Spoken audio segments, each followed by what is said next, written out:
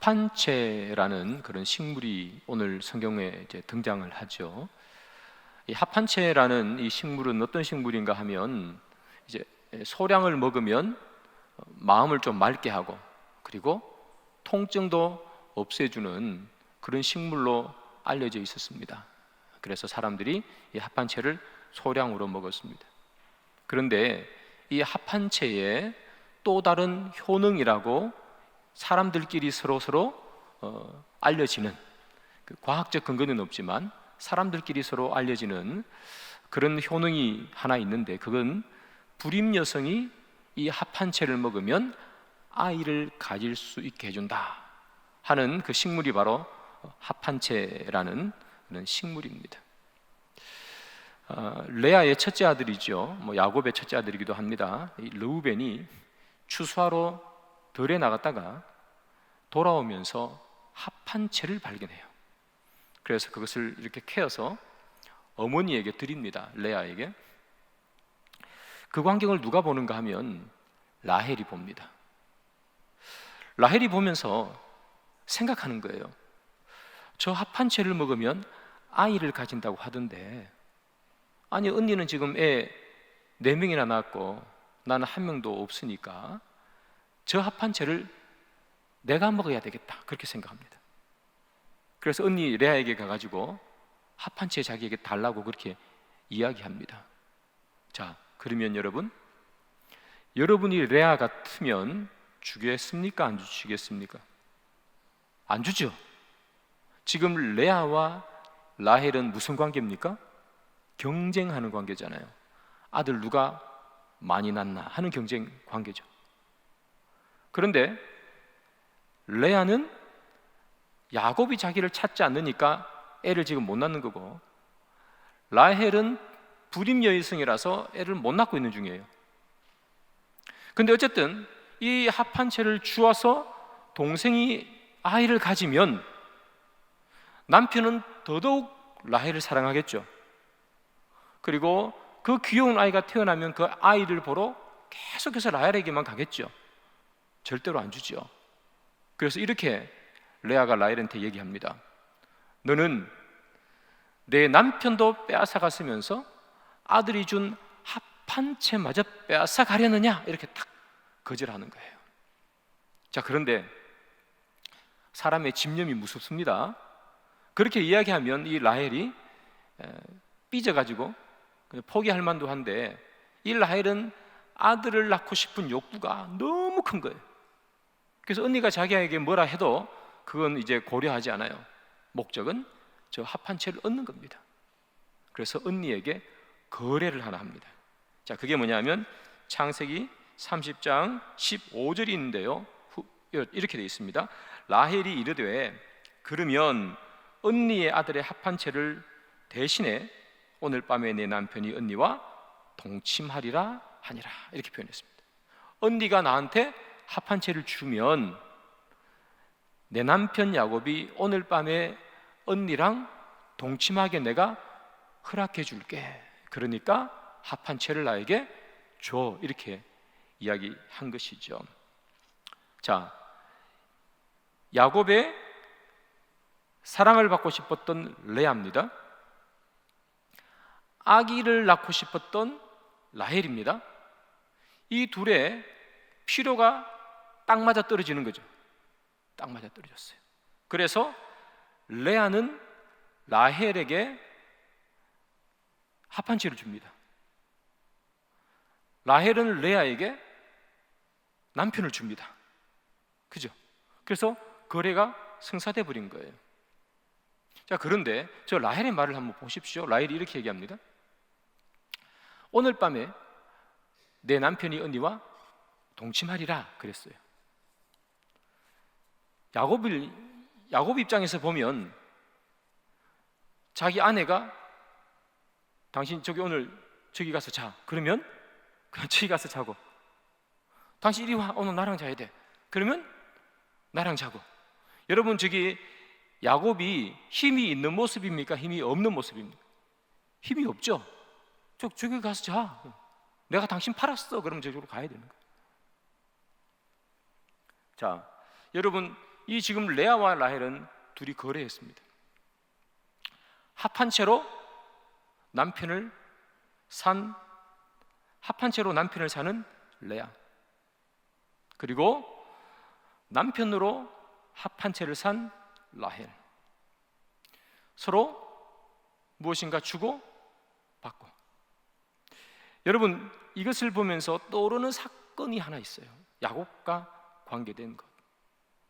그것이 뭐냐 하면, 옛날에 야곱이 팥죽 한 그릇으로 장자권을 사죠. 이게 딱 뭐냐 하면,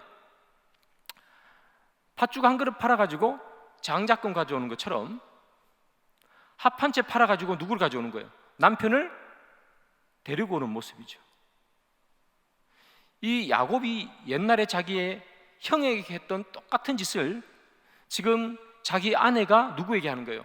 자기에게 하고 있는 모습을 우리는 봅니다.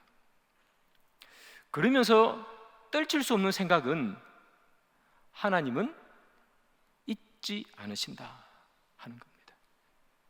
여러분, 야곱이 팥죽 한 그릇으로 그 배고픈 형에게 장자권을 산 인간도 이상한 인간이지만 판 것, 그리고 아버지를 속여서 자기가 대신 축복기도 받은 것, 이것에 대해서 회개한 적이 없어요. 야곱이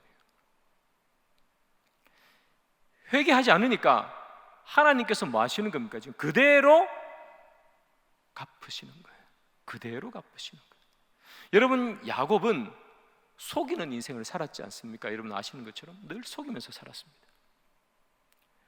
그러다가 집을 뛰쳐나와서 외삼촌 집에서 삽니다. 20년 동안은요 계속해서 속는 삶만 살았어요.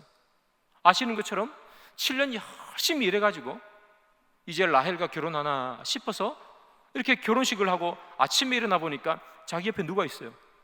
레아가 있는 거예요. 속았죠. 또 라헬을 얻기 위해서 또 몇 년 일해요? 7년을 공짜로 일해줬어요. 총 14년을 무보수로 일한 사람이 이 야곱입니다. 그리고 이 14년이 끝나고 난 다음에 자기 집으로 다시 돌아가려고 했는데 자기 외삼촌이 뭐라 그래요? 내가 월급 올려줄 테니까 가지 마 그러잖아요. 외삼촌이 월급 올려준다니까 안 갔어요. 그런데 그 있었던 6년 동안 계속해서 월급이 깎였어요. 그래서 야곱은 그렇게 속이며 자기 집에서 살아가지고 도망갔는데 그 20년 동안 뭐만 당한 거죠? 속임만 당하고 살았고, 지금도 자기 부인에게 마치 팥죽 한 그릇에 팔려가는 것처럼 자기도 팔려가지고 라헬에게서 레아로 가는 모습을 보게 되죠. 속이면서 사는 인생에 하나님께서 그냥 넘어가시는 것이 아니라 하나님께서는 갚으시는 하나님이죠. 공짜가 없다 하는 겁니다. 그래서 사랑하는 여러분, 이것을 보면서 제가 느끼는 것은 그겁니다. 우리가 하나님 앞에 죄 지을 수 있습니다. 사람이니까 당연히 죄를 짓게 되죠.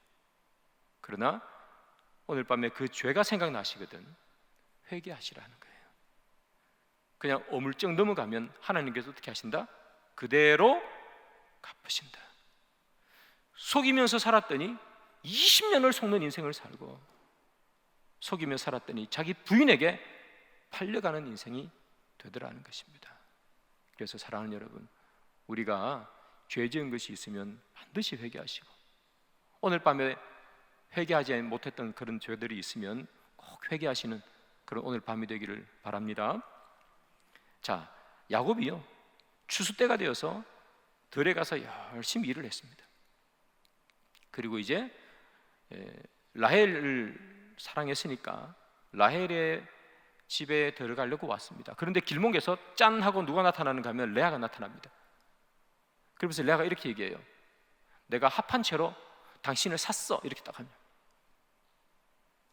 그래서 이 야곱은 또 뭐 끌려가는 송아지도 아니고 레아한테 가서 그날 밤을 같이 보내게 됩니다. 동침하게 되는 것이죠. 자, 시간이 흘러서 레아가 아이를 가집니다. 그 아이가 바로 레아의 5번째 아들. 이름이 뭐냐?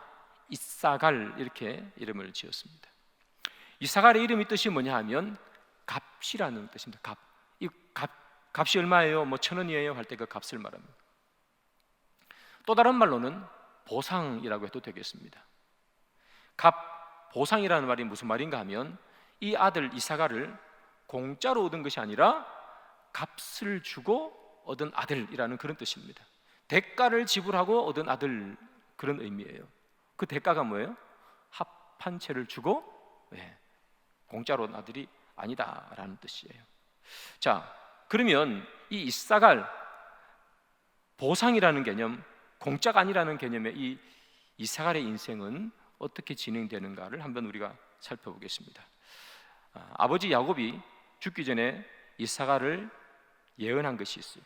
자, 보겠습니다. 창세기 49장 14절 15절 2절인데, 여러분 성경은 개역 개정이고 저 성경은 세번역입니다. 세번역을 이렇게 여러분 드리는 이유는 세번역 성경이 원문에 더 가깝기 때문이고, 개역 개정은 원문에서는 조금 많이 벗어나는 해석입니다. 자, 14장 15절 우리가 다 같이 스크린을 보면서 읽습니다. 시작. 이사갈은 살기에 편한 곳을 보거나 안락한 땅을 만나면 어깨를 들이밀어서 짐이나 지고 압제를 받으며 섬기는 노예가 될 것이다. 여러분 딱 읽어보니까 분위기가 좋아요, 나빠요? 분위기가 좀 안 좋죠? 이사갈이 어떤 집안지 봅니다. 자, 보십시오. 안장 사이에 웅크린 뼈만 남은 나귀다 라고 되어 있습니다. 여러분 말도 그렇고 나귀도 그렇고 이제 안장을 턱 쥐우면 어떻게 돼요? 이제 일해야 되지 않습니까? 그래서 안장 사이에 웅크리고 이제 앉아있는 나귀입니다. 그래서 이제 그 일을 하기 위해서 준비하고 있는 모습이죠. 안장 사이에 있으니까 이제 안장이 채워지면 일하러 가야 되는 거예요. 그런데 저 나귀가 어떤 나귀입니까? 뼈만 남은 나귀예요. 앙상한 나귀잖아요. 건장한 나귀가 아니고 뼈만 남았어요. 그러니까 노동에 지쳐서 저 나귀가 제대로 먹지도 못하고 계속 일만 하고, 그래서 뼈만 남은 나귀입니다. 그런데 오늘도 뭐 해야 되는 거예요? 지금 안장 사이에 있으니까 이 뼈만 남아서 몸도 너무 힘든데, 힘도 별로 없는데, 또 주인이 안장을 지으면 일을 하러 가야 되는 힘들게 노동하는 지파, 그게 이사갈 지파입니다. 자, 그런데 뒤에 보십시오. 어깨를 들이밀어서 짐이나 지고 압제를 받으며 섬기는 노예가 될 것이다, 이렇게 되어 있죠. 압제를 받고 섬기는 노예가 된다. 누군가 이 나귀인 이 이사갈 지파를 압제하고, 그리고 그들은 누군가를 섬기는 그런 이사갈 지파가 되는 것이죠. 쉽게 말하면 종처럼 된다라는 그런 뜻입니다. 자, 그러면 이사갈 지파는 왜 그렇게 힘들게 노예처럼 노동하는 지파가 될까? 왜 그런 지파가 될까? 학자들이 추측하는 겁니다. 이렇게 생각합니다. 이사갈 지파가 분배받은 땅은 갈릴리 호수 바로 밑에 있는 작은 땅입니다. 그 땅에서 그들은 가나안 사람들을 물리치면서 그렇게 그곳에서 자기의 비교적 풍성하고 기름졌던 땅에서 풍요롭게 살아야 되는데 가나안 족속들을 다 물리치지 못한 것으로 추측합니다. 왜 그렇게 추측하는가 하면 가나안 정복의 이야기가 나오는 여호수아서 다음에 나오는 사사기에 이사갈 지파가 등장하지 않습니다. 그래서 이 이사갈 지파가 처음에 가나안 땅을 정복하면서 그 땅을 분배받은 이후에 그 가나안 족속들을 다 물리치지 못하고 군데 남겨놓다가 보니 시간이 흘러서 그 작았던 가나안 지파가 힘을 가지고 이 이사갈 지파를 흡수해 버렸구나라고 생각합니다. 그래서 이사갈 지파가 압제당하고 노예로 섬기는 그 가나안 족속들을 섬기는 지파가 된 것이라고 추측합니다. 자, 그러면 그들은 그렇게 압제당하고 흡수당할 동안에 뭘 하고 있었고, 그들은 왜 그렇게 그 가나안 족속들에게 흡수당했을까 하는 이야기를 해보겠습니다. 창세기 49장 14절 15절인데요 다시 한번 아까 본문인데 읽겠습니다. 제가 한번 읽겠습니다. 이사갈은 안장 사이에 웅크린 뼈만 남은 나귀 같을 것이다. 살기에 편한 곳을 보거나 안락한 땅을 만나면 어깨를 들이밀어서 집이나 지고 압제를 받으며 숨기는 노예가 될 것이다. 이렇게 되어 있죠. 살기 편한 곳에 안락한 땅을 만나면 어떻게 한다고요? 어깨를 들이밀어서 짐이나 지고 이렇게 표현했죠. 그 다음 압제를 받으며 숨긴다. 이 말은 그런 말입니다.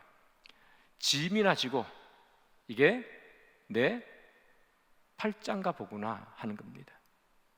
이 사람들은 하나님께서 그들에게 주신 그 땅에서 열심히 노력하고 풍성함과 결실을 위해서 용기 있게 뛰어나간 사람들이 아니라 그냥 진취적이지 못하고 게을렀어요.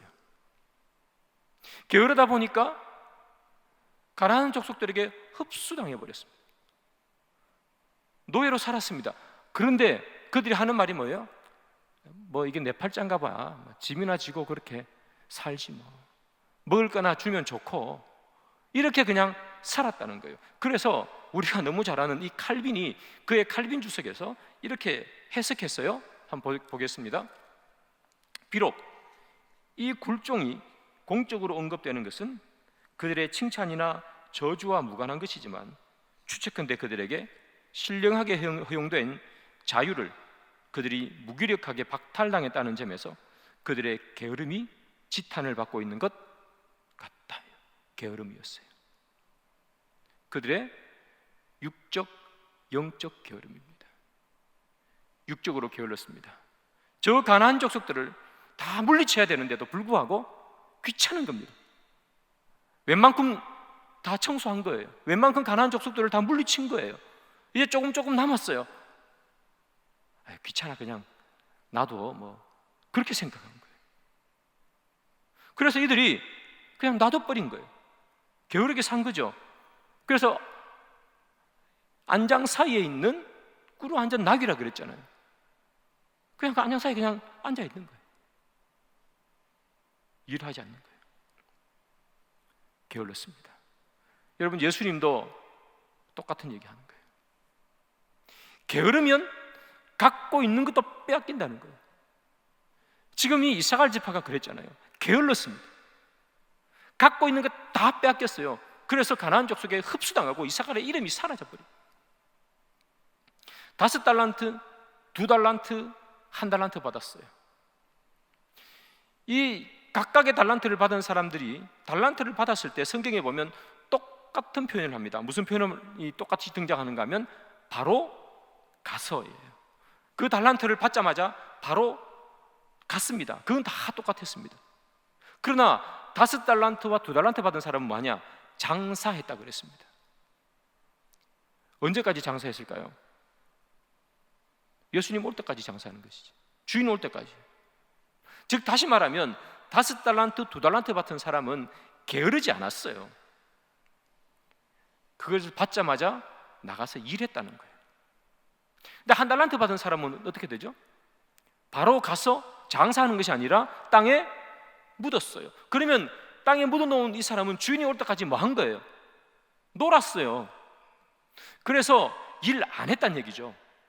그래서 1달란트 받은 사람을 뭐라고 얘기하는가 하면 예수님 그 비유에 보면 그 주인이 와서 악하고 무슨 종이요? 게으른 종이에요. 악하고 게으른 종아라고 얘기하면서 내가 가진 것도 다 빼앗기리라 그렇게 표현하잖아요. 그래서 이 1달란트 받은 걸 다 빼앗겨 버렸습니다. 게으르면 빼앗기는 거예요. 성경의 법칙은 뭡니까? 심은 대로 거두는 거예요. 일 안 하고 뭔가를 얻지 못합니다. 심은 대로 거두는 겁니다. 그래서 게으르고 악한 종아, 내가 가지고 있는 것도 다 빼앗기리라. 그래서 이스라엘 족속들은 게을렀어요. 그래서 뭘 빼앗겼어요? 자기 땅 다 빼앗겨버린 거예요. 열심히 한 만큼 주님께서 우리에게 열매로 주시는 겁니다. 이제 뭐 수능이 얼마 안 남았고 저희 애도 고3이지만 열심히 공부한 만큼 뭐 하는 거예요? 성적이 없는 거예요. 공부 안 하고 기도한다고 성적이 안 올라가지 않습니까, 여러분? 믿지 않는 애들도 열심히 공부하면 성적이 올라가는 것이고, 믿는 애도 공부 안 하면 성적이 안 올라갑니다. 심은 대로 거두는 겁니다.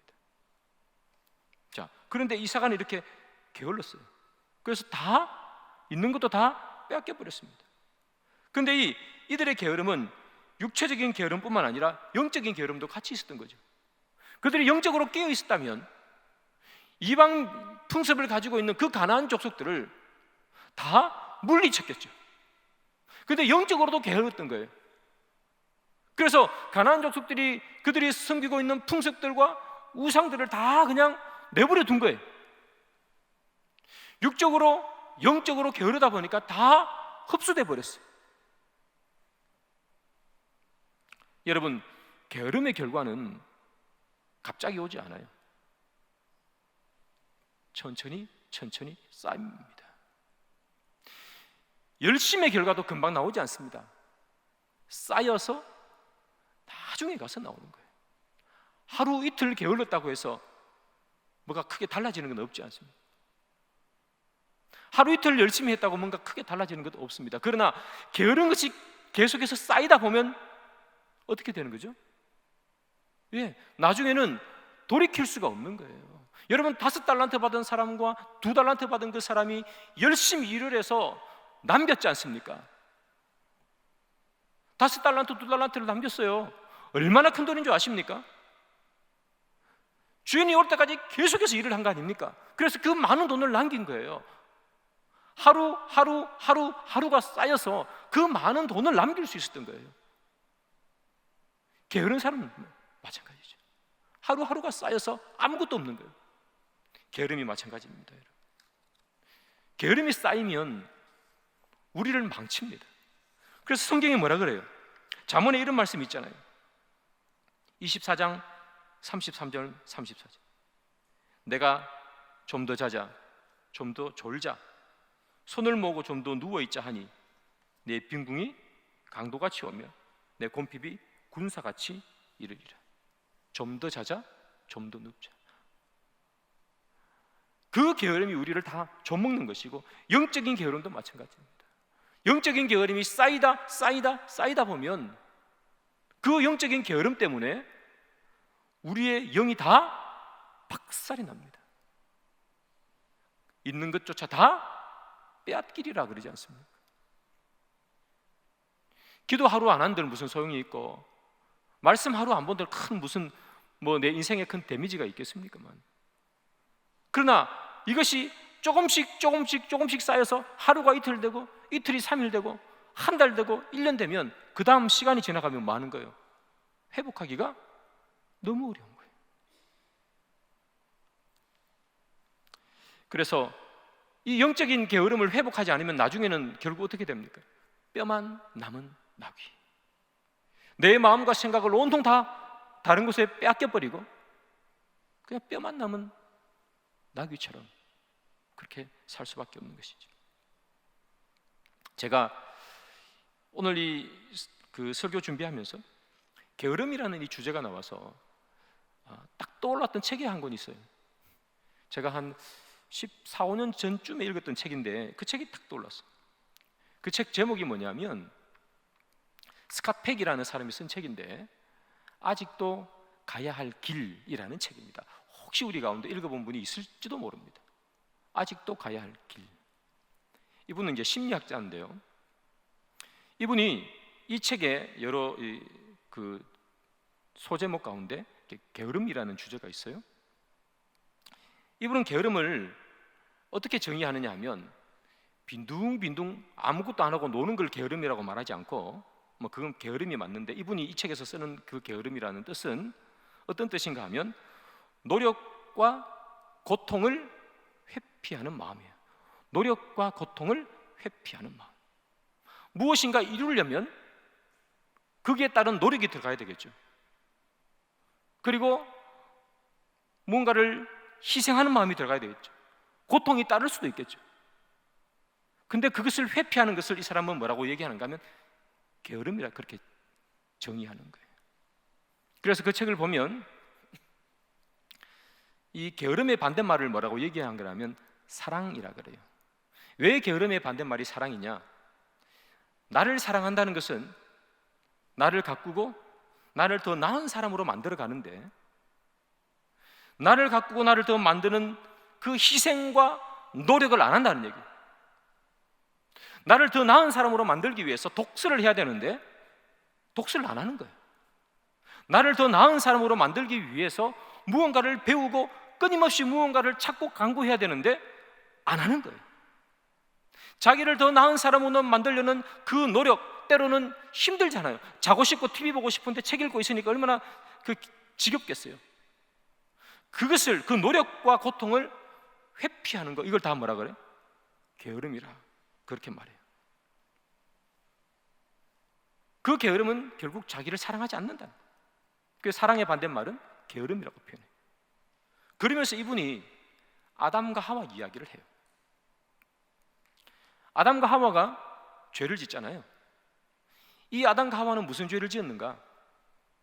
물론 불순종이죠. 하나님 말씀에 불순종. 그런데 불순종의 죄를 지은 것은 맞지만, 그러나 이분이 주목하는 것은 불순종한 다음의 이야기예요. 아담과 하와가 지은 죄는 게으름의 죄라고 말합니다. 왜 게으른자? 왜 게으르다고 얘기하느냐? 아담은 하나님께서 묻습니다. 너 왜 이 선악과를 먹었어? 이렇게 묻습니다. 그래서 하와가 이렇게 대답합니다. 뱀이 나에게 주었습니다 라고 말합니다. 책임을 누구에게 돌려요? 뱀에게 돌려버렸어요. 뱀이 줘서 내가 먹었습니다는 거예요. 그 다음 아담에게 묻습니다. 너 왜 죄 지었어? 너 이거 왜 선악과 먹었어? 그 아담이 이렇게 얘기하죠. 하나님이 나에게 주신 저 여자가 선악과를 나에게 줬습니다 라고 말합니다. 책임을 누구에게 돌립니까? 하나님과 여자에게 돌렸습니다. 책임을 자기의 책임으로 말하지 않아요. 회피하죠. 제 잘못입니다. 그게 아니고 회피했습니다. 자신의 행동에 책임지지 않습니다. 이것을 스카페가 뭐라고 얘기하는가 하면 영적 게으름이다 라고 얘기합니다. 어떤 결과가 있을 때에 그 결과에 대한 책임지지 않고 회피하는 것, 그걸 뭐라 그러냐? 게으름이다. 그래서 게으름은 죄다 그렇게 얘기합니다. 제가 예전에 이 책을 읽은 거지만 이번에, 그때는 그냥 이 책이 뭐 이렇게 신학 공부하는 분들은 한 번쯤 이렇게 읽어보는 그런 책들입니다. 그냥 읽었던 느낌이 있어요. 근데 지금 한 십몇 년 지나서 이 책을 읽으면서 제가 정말 머리에 큰 망치로 한 대 맞은 듯한 느낌이 들었습니다. 게으름이라는 거예요. 왜 그런가 하면 내가 게을렀다는 생각이 드는 거예요. 저는 사실 이제까지 평생 몇 살 안 되지만 살아오면서 게으르게 살은 적은 별로 없어요. 지금도 한 아침 9시 반에 교회 출근하면 저녁 9시쯤에 들어가요. 제가 한 번도 내가 게으르다고 생각해 본 적이 없습니다. 부교육자 때도 마찬가지였습니다. 6시에 저녁 6시에 퇴근할 때 제가 집에 들어가 본 적이 거의 없습니다. 8시, 9시. 나는 늘 부지런하다고 생각했습니다. 그런데 이 책을 오랜만에 읽으면서 제가 느낀 게 뭐냐면 내가 게으르다라는 거예요. 왜냐하면 책임지지 않고 회피하더라는 거예요. 내가 교회 사역하면서 이것 때문에 못하겠어, 저것 때문에 못하는 거야, 이 사람들이 안 도와주니까 어쩔 수 없지 뭐, 이 사람들이 안 한다니까 어떻게 할 수 없지 뭐. 계속해서 뭐 하는 거예요? 회피했다는 생각이 들어요. 변명하고. 내가 게을렀다는 생각을 합니다. 자꾸 못하는 것에 대한 변명거리를 내가 찾아왔다 하는 생각이 들었습니다. 그래서 게으르지지 않아야 되겠다. 내가 이 책 보고 정말 머리에 망치를 한 대 맞은 것 같은 생각을 했습니다. 내가 이제까지 사역을 게을리 했구나. 웬만하면 시끄럽지 않게 하기 위해서 대충 덮고 넘어갔구나 하는 생각을 했습니다. 그게 회피다라고 저는 생각했습니다. 여러분 어떻습니까? 여러분은 어떠세요? 여러분은 이런 영적 게으름에 빠져 있지 않습니까? 회피하고 남 탓하고. 교회가 이래서 안 돼. 내가 정말 신앙생활 열심히 해보려고 하는데 교회가 이래가지고 나 못하겠어요. 또는 내 상황이 이렇다 보니까 못하겠어요. 우리는 계속해서 변명거리만 찾지 않는. 저 사람 때문에 나는 안 해. 우리가 다 하나님 앞에 서 있는 사람들인데, 하나님 보고 일하는 건데 저 사람 때문에 안 해. 교회가 이 모양이라서 안 해. 내 상황이 이래서 안 해. 다 우리 모두는 회피하고 있더라. 이 스카펙에 따르면 우리는 다 우리 스스로에게 주어진 모든 권위와 권세와 하나님께서 우리에게 주신 하나님의 자녀라는 그 권세를 가지고 책임지고 나가지 못하고 다 변명거리만 늘어놓고, 뱀이 시켜서 그랬어요. 어쩔 수 없었어요. 하나님이 나에게 준 저 여자 때문에 내가 어쩔 수 없었어요. 변명거리만 늘어놓은 채 우리는 게으르게 신앙생활하고 있지는 않는가 하는 생각을 하게 됐습니다. 사랑하는 여러분, 이사갈 지파는 육체적으로 영적으로 게을렀어요. 하기 싫었어요. 가나안 족속들 다 물리쳐야 되는데 안 물리쳐요. 귀찮아요. 영적으로도 마찬가지입니다. 우상이 오면 저 우상을 영적으로 없애야 되는데, 기도하면서 그 우상을 박살을 내야 되는데 그것도 귀찮았어요. 그냥 뭐 먹고 살면 되지. 안장 지으면 그냥 짐 지고 가다가 물가에 물 있으면 물 마시고 먹을 거 있으면 먹고 그냥 그렇게 살면 되지. 이게 이사갈 지파였어요. 그래서 이름도 없이 사라져 버렸습니다. 여러분, 여러분들의 인생이 이 이사갈 지파처럼 이름도 없이 사라지는 그런 인생이 되기를 원하지는 않지 않습니까? 여러분, 우리 교회가 이 영적인 게으름 때문에 이름도 없이 사라지는 교회가 되기를 원하지 않지 않습니까? 옛날에 이 자리에 성일교회라는 교회가 있었는데 그런 이야기가 우리 후대에 들려서는 안 되겠죠. 그래서 우리 모두는 이 땅에서 살기 위해서 정말 열심히 노력합니다. 그런데 영적인 게으름은 우리는 너무나 쉽게 생각합니다. 그러나 영적으로 게을러지면 어떻게 되느냐? 뼈만 남은 나귀처럼 됩니다. 아무런 힘도 아무런 영향력도 이 세상에 남기지 못하고 그저 성경책만 끼고 주일날 오는 뼈만 남은 성도가 될 수도 있다는 이야기입니다. 그래서 사랑하는 여러분, 이 이사갈 지파를 보면서 우리가 꼭 기억해야 되는 것, 내가 지금 영적인 게으름에 빠져 있지 않는가? 계속 변명만 늘어놓지는 않는가? 계속 못하는 이유만 갖다 대고 있지는 않는가? 내가 안 하는 변명과 이유만 늘어놓은 채 뼈만 남은 앙상한 나귀가 되어가고 있지는 않는가? 그래서 사랑하는 여러분, 우리가 이 뼈만 남은 나귀가 되지 않기 위해서 우리에게 주어진, 하나님께서 우리에게 주신 하나님의 자녀라는 권세와 권위를 가지고, 또 여러분들에게 주신 직분을 가지고 우리가 주어진 곳에서 최선을 다해서 책임을 지고 회피하지 않고 여러분들에게 주어진 길을 걸어가시고, 신앙의 길을 걸어가시고, 이 세상에 나가서도 마찬가지입니다. 하나님, 이 세상이 이래서 못하고 저래서 못하고 요래서 못하고, 그 모든 변명과 회피는 다 뒤로 던져지고 우리가 하나님 앞에 하나님의 자녀된 권세를 가지고 세상에 나가서 뼈만 남은 나귀가 아니라 튼튼한 하나님의 종이 되어 주의 일을 감당하는 저와 여러분들 되기를 주님의 이름으로 축복합니다.